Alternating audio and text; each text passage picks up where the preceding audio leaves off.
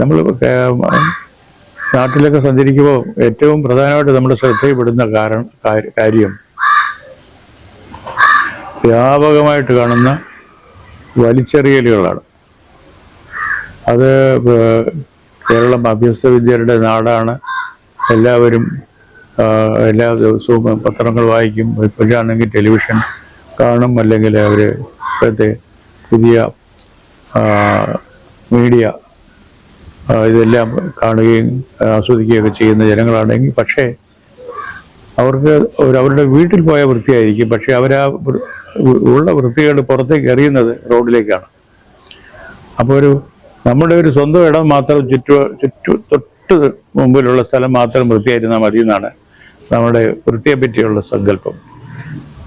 അത് ഒരു ആഴത്തിൽ ഉറച്ചുപോയ ഒരു സ്വഭാവമാണ്. ശരിക്കും വേണ്ടത് നമ്മൾ മറ്റ് പരിഷ്കൃത രാജ്യങ്ങളിലെല്ലാം പതിവുള്ള പോലെയാണ്. നമ്മുടെ ആൾ തന്നെ പോയി ജോലി ചെയ്യുന്നതാണ് ഗൾഫ് രാജ്യങ്ങളിൽ.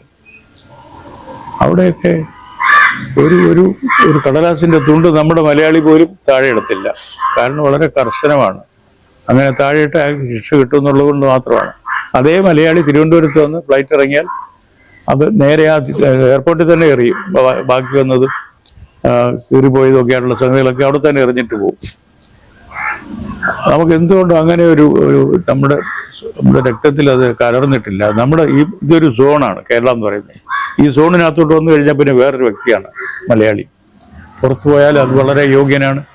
എല്ലാ ജോലി സ്ഥലങ്ങളിലൊക്കെ മലയാളികളെ പറ്റി വലിയ അഭിപ്രായമാണ്. ഇവിടെ ഉള്ള മലയാളി ഒരു ജോലിയും ചെയ്യത്തില്ല. ജോലി ചെയ്യാതിരിക്കുന്നതിൻ്റെ ഒരു ഭാഗം കൂടെയാണ് നമ്മൾ പരിസരം വൃത്തിയാക്കാതെ വിടുന്നത്.